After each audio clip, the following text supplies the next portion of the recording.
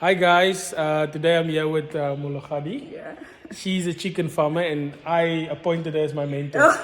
So, but I'm not paying her the channel. Thanks so much, Zaby. Thanks so much for having me. And I believe that we're gonna open up so much information today for everybody. Yeah. So where we are, we're still growing. I always say that if you have a target and a vision, you go steady towards it. Yeah. So the whole capacity it is that we have not yet fully operated is in due time. So we're gonna be crossing into where the production is taking place. We have placed 4.5 chickens, and we're still around 4 point something, 4.4 Yeah. mortality. But where did it start for you, Molo-hade? Where did the drive and the passion come from? If I can ask like that, like. Oh yeah, I mean, why I'm asking this is because we know South Africa, our background, you're a female, Yeah. you're heavy into agriculture and poultry farming. I mean, just look at the attire, guys. You can see the boots and everything. It has to look. She's not a long nail pretend farmer. She's a real farmer. I mean, you get Yeah. the vibe when you get here. Yeah, so the love started, I did my diploma at Tombisileka College of Agriculture, animal production. And my practicals I did with Rose Grow in Delmers. So I did almost test and drive with other commodities. I did piggery, I did livestock, and there came a point where I had to choose which one will it fit me and my body. So the chicken was the better option. And then we worked around it. We looked for the farm. We got people that came on board to invest. Money gets to us sometimes. Yeah. So, but we started in 2011. No, not 2021. Sorry, with the construction and our production. This is a full year. We started last year, June, and we are here celebrating 1 year. So, all in all, it has been about growth, steady growth. Our first placement was 2000, and we did not do that well because of the house, everything else. We had to adjust and move things around. Just to interrupt you there, I think that's a very important point, né? And I'm also learning that myself, and I want you to actually iterate that point, that people think to be successful you have to start big, you have to be huge already. Just tell them what was that experience like. For starting with 2000, I think we lost around 800 chicks at the time, because first time what you learned at established Roscoe, it was not going to be the same with what we were starting with. So what I knew in the practical field was not yet relevant, but we lost a lot, and we steadily, I think by far we had around 10 cycles from last year to now. There were times where we would just take a gap to say that no, this is not working out. There was a time where numbers never made sense, So gradually you started to weigh and start to refine your journey to say, sorry, this is again, where we're going. From now losing 800 and now having 4,000 and something, what is your mortality now? How many do you lose now? I think we lost in 3 weeks. This is day 21. We are at less than 1%. Listen to that, guys. Less than 1% of 4,000 chickens, but when she started with 2,000, she almost lost 50%. Yeah. So the point I'm trying to drive home here is start small and make the mistakes with little chickens. Because now you can't afford now to lose half of them. Because 4,000 is a lot of chickens. It is. So it is goes that. So I always say that be in the game and learn the game as you go. You can never be like a coach and then people are playing on the outside and you be like, no, move there. It's not like that. Farming, you need to be inside to make the mistake, to learn. And like for instance, our system is supposed to be automated on a full capacity, but it's only the water lines that are moving, and the heat system is for this capacity or this structure. So eventually we are growing. So the workers are now learning how to understand the chicken and the chicken behavior, because the system is already here. So all in that is all about starting. When everybody say, how do I start? You start. You just start. Start, So guys, you see, she's going to go show me the chickens now. This is why I'm here, because I started, but I realized if I can learn from her mistakes, I don't have to repeat losing 800. So that is why I made the effort to come and see what she's doing. And really, It's a beautiful setup. Yeah, so guys, this is the setup. Very, very neat. You somehow get the feeling that here's a serious farmer on the entrance of the farm. You realize, no, this lady is not here to play. She's here to do business. So, and then we're going to go into where the chicks are. So explain this to me, né? Because I seen it on one of your photos and I realized maybe I should also do this. Is it now to for the heat? Yes, it started with the breeding. We had the other one on the other side. So the first 10 days, we have this thing. For this one, it's to control, because we don't have space. We don't have chicken this side, so it's to control the space to that side. So, for instance, the food bars, we have 2 points. So this area, we try to just control the hygiene part of it, so that people don't just move straight to here. So if you forgot to do it there, you have to do it here, and then what you get from the inside, you need to stop there, and then you have to clean it twice. So that you don't take it out on the other side. Yes. Okay. So this is the breeding curtains for us, where we control the temperature as well as the movement of the chicken. Okay, so this is how she keeps the biosecurity and the hygiene. I have to do this. I don't have the right shoes on today, but as you will see, she has the right shoes on, and the guy has the right shoes on. He's a working student here. Yeah. He's doing some practicals on the farm. Yeah. So guys, now we're in Molo-hade's chickens. Remember, we had to clean our feet before we come in because this is a lot of money. You don't want to mess with the biosecurity and the hygiene inside the cage. So Molo-hade, just talk us through what's happening here. They are 21 days old from yesterday, and they weigh around 1.1 kg by far. So our target is 1.5, 1.6 kg for retail market. So while growing and strategizing and crying over the losses and everything, it had to make sense with the direction that I wanted the farm to go in.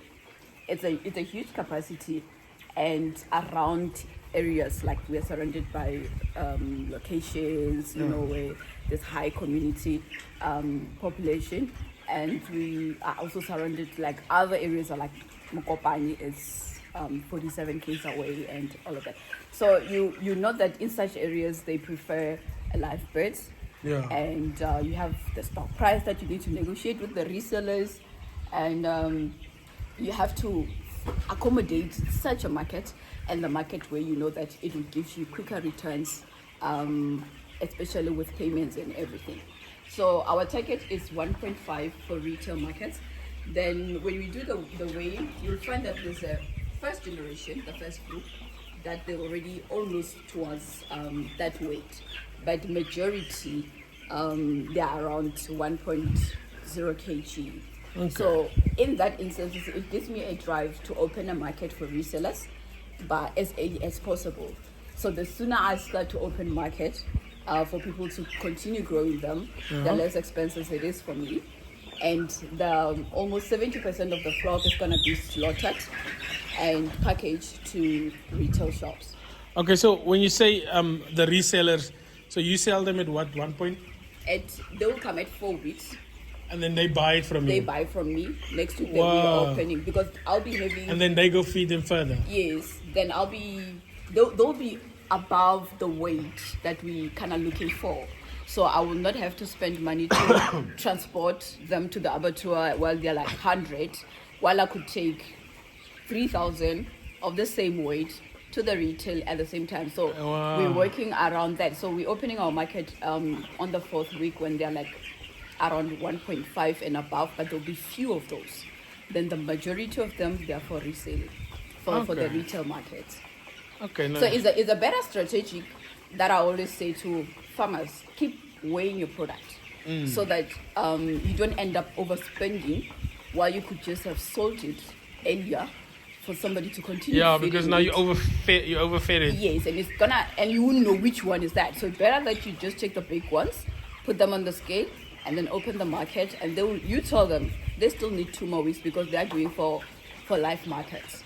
Yeah. So on that one, it helps for you to start generating money before you could even lose them to heart attacks. You know, the more they eat, Oh higher yeah, risk they are. because I saw that with me when I started out.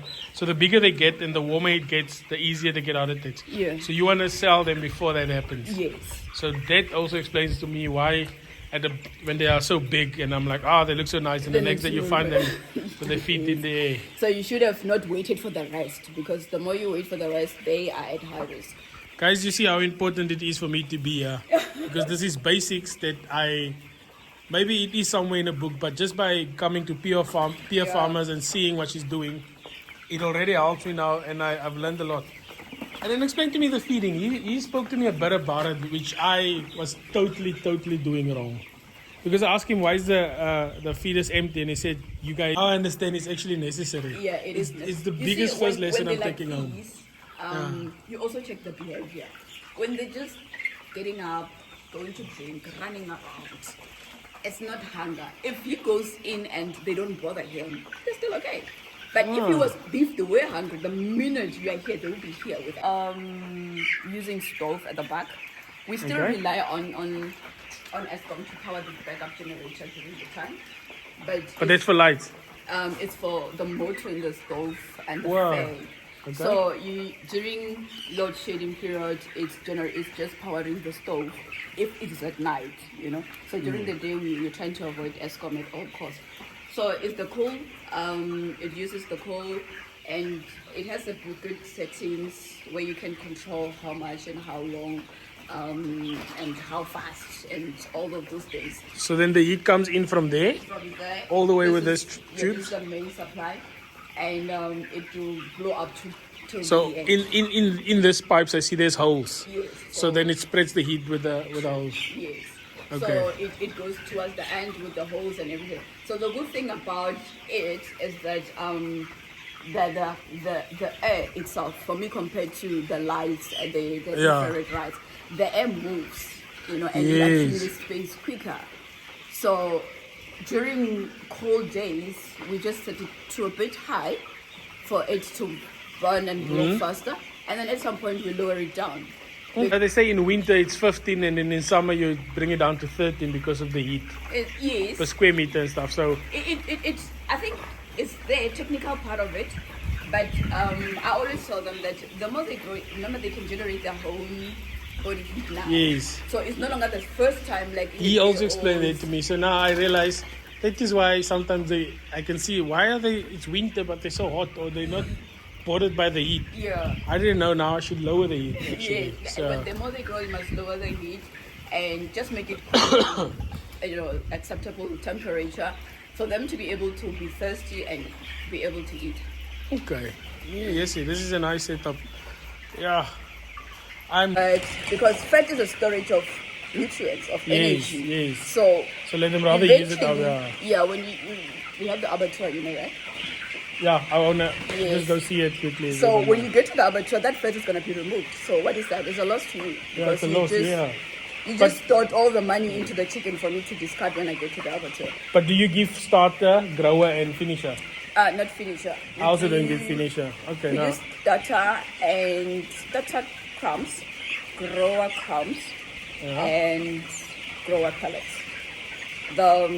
The other thing that I learned at Roscoe was that you need to transit the chickens from dietary. So Okay, now stop using big words. People are gonna think I don't know what you're talking about. So the thing is, simple English. Simple English is that it's like a baby, milk, solids. all Wow. of So that. that's why you have starter crumbs and starter grower and then pellets. Yes, So for them to transit. So Yeah. they're used to the The finer food, yeah. yes, and then they'll pick them faster. Wow. So if you just stop with the crumbs and then you put the pellets, Yeah. they're gonna survive.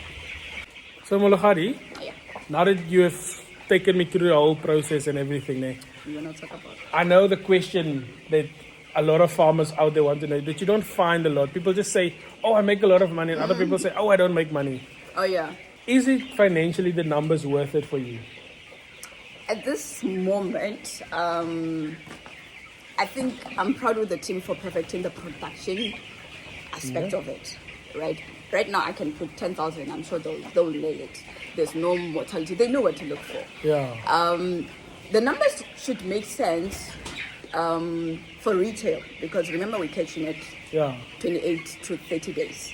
So at that point, I'll say that the cost of production per bird towards that, it should be around 25 rand to 27 at the most. But I exclude coal, because Wow. I buy in towns, it goes in forever.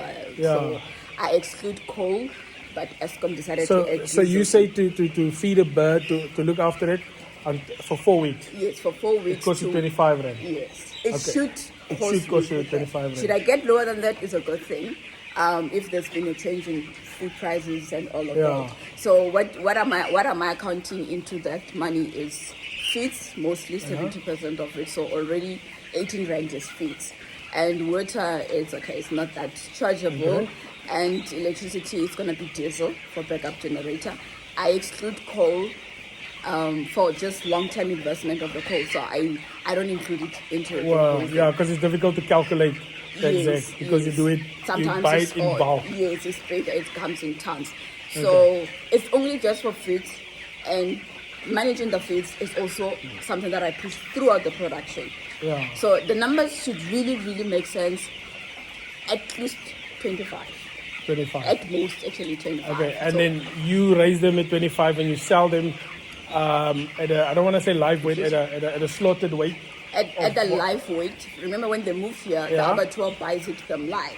Oh, they calculate it on a live weight. Yes. So when I'm charging the abattoir, which is still myself, I'm like, okay, I need. Oh, by the way, we're going to go to the avatar now. She's selling to herself. So Yeah, hey, I'm selling to myself. So me moving insider them, trading, guys. Insider trading. So for me moving them from here to that side, it's gonna be around 38 rand, 39 rand. It's the same money Per kilo. Yes, per kilo. So, and then they will weigh 1.5. 1.5. Yes. Okay. So, guys, you can go do the calculations. It costs around 25 rand. Yeah. To feed the bird and to get it ready for the abattoir. But remember now, she has her own abattoir and she doesn't have the transport cost. So I don't think transport cost I is do still add in. transport cost. Or is it added? It's part Okay. of accounting. You can, Okay. No, I'm just making sure because I mean, even if it's a wheelbarrow. it's- yeah, I'm it's taking literally- it there. it's literally there. Even Oh, if it's with a okay. wheelbarrow, we're like, yeah, there are people who took it that side. So around Okay. the abattoir will buy it at mostly 38, 39. 38, 39. Yes, and it's alive with everything. Yeah. And, And it's per kilo. yes, per kilo. Okay. So it should not be far first. And the retail, they'll roughly take it around 48, 49. So it's like 10 rand going Okay. into So you the see, other- guys, why it's also important to just do some value adding. Because look at what she's doing. She's selling to herself and then the abattoir sells to the retailer. So it means you're cutting out the middleman when it comes to the abattoir. Yeah. So it's something that you need to consider. But first start with your 100, start with your 200. Perfect the numbers. Get the numbers right. I would one day want to invite her to my farm and then I want it to look like this. But I'm okay with starting small. I'm okay with doing my 400 and my 500 and my 600 because eventually I will get to where she is. And at least then I will only learn from her mistakes. I will not necessarily have to make the same mistake. Yeah. She will tell me, no, this happened. You need to look at this. You need to look at that. So that's why I said the last thing I wanted to ask is tell us about the numbers. Why is it worth it for you to do this? So, Molo-hade, thank you very much. I really appreciate it. I drove very far, but it was all worth it to come and see what this brilliant lady is doing. And guys, please go follow her. Go check her out on Facebook. Yeah. And she shares a lot of information about chickens. And I actually check out the statuses and I check her out on Facebook. In the description, I will give her details that she wants me to put there. All right. So that we make sure we just not invade her privacy as well. Thank you guys and keep on following Farming Simple with Zaby.